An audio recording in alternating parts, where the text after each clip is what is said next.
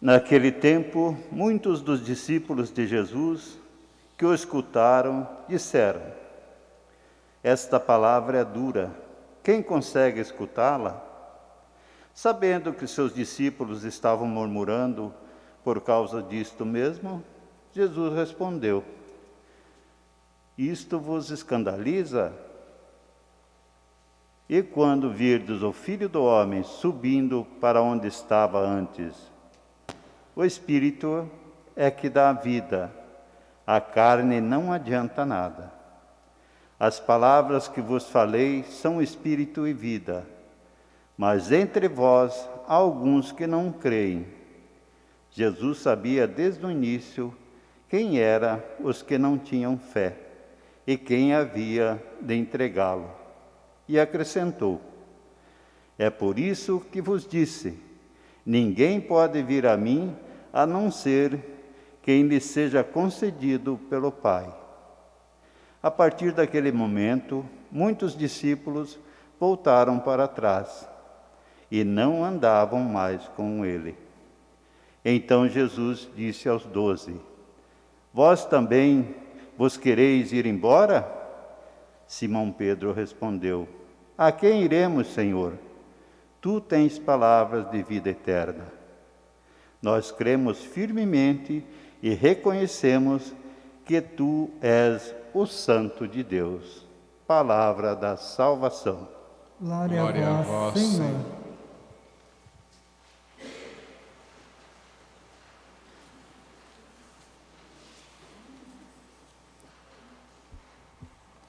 Prezados irmãos e irmãs, estamos nesse mês de agosto celebrando e lembrando as vocações.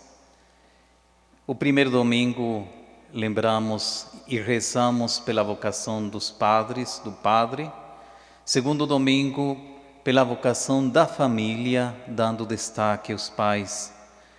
Domingo passado, rezamos pelos consagrados e consagradas a Deus, religiosos e religiosas. E nesse domingo, lembramos de uma maneira muito especial e com alegria e agradecemos a Deus pela vocação dos leigos e leigas, a vocação dos leigos comprometidos na Igreja. Meus irmãos e minhas irmãs, ao longo da estrada de nossa vida, nos deparamos com muitas encruzilhadas em que nós devemos fazer uma escolha e devemos tomar uma estrada e deixar outra estrada. Isso é uma realidade.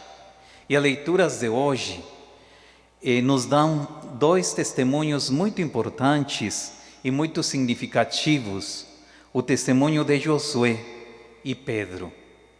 A primeira leitura narra, do livro de Josué, narra uma escolha.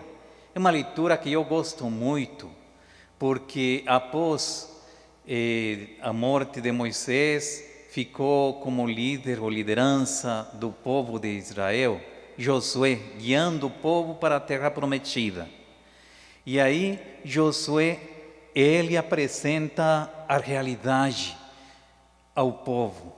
E é interessante porque podíamos dizer que foi a primeira assembleia, uma assembleia de Siquém, onde Josué convoca o povo e o põe diante de uma escolha, coloca o povo para refletir juntos diante dessa escolha importante. Escolha a quem vocês querem servir, fala ele, disse ele para o povo. Escolham, vocês querem servir realmente ao Deus único e verdadeiro, o Deus que tirou vocês da terra do Egito, o Deus que fez tantos prodígios. Por que motivo falava isso? Porque o povo de Israel tinha entrado em contato com outros deuses, porque na conquista da terra prometida por Deus, existiam outros povos com outras ideologias e outros deuses. E sobretudo tinha os deuses, o deus de Balaam, esse deus da chuva, o deus também da fertilidade, dos deuses que eles adoravam, esses povos adoravam. E diante dessa realidade, Josué fala para eles: eu já fiz a minha escolha, a minha família, eu e a minha família serviremos ao Senhor. Que interessante! Essa frase é muito linda e uma frase que é um convite para cada uma das famílias, para nós que estamos aqui. A quem que você quer servir? A quem que vocês querem servir? E é interessante isso. Hoje, diante desta palavra de Deus, fazer essa escolha e dizer assim como Josué: eu quero servir ao Senhor. E por isso que a minha família é importante. E no Evangelho narra a escolha de Pedro sobre uma decisão muito importante. Sabemos que o capítulo 6 de São João fala sobre Jesus Cristo, o pão da vida. Após a multiplicação dos pães, Jesus Cristo, ele se apresenta para os seus discípulos e o povo, faz esse discurso: eu sou o pão da vida. Aquele que comer, se alimentar do meu corpo, terá vida eterna. Quem beber o meu sangue terá essa vida eterna. Realmente, para eles, para o povo, era difícil de entender.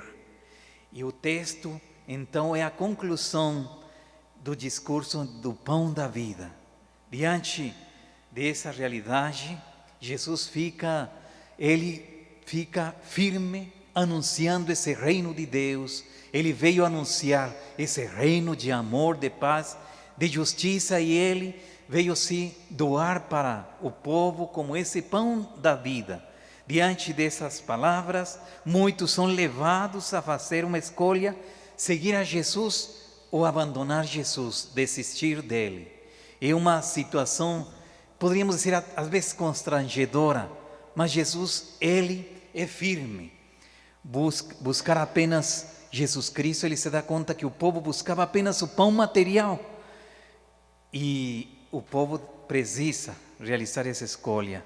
Os discípulos, os apóstolos, precisam fazer essa escolha. E eles, os discípulos e as pessoas falam, os próprios apóstolos, eles dizem para Jesus: essas palavras são duras demais, é difícil engolir isso que o mestre, que Jesus está falando.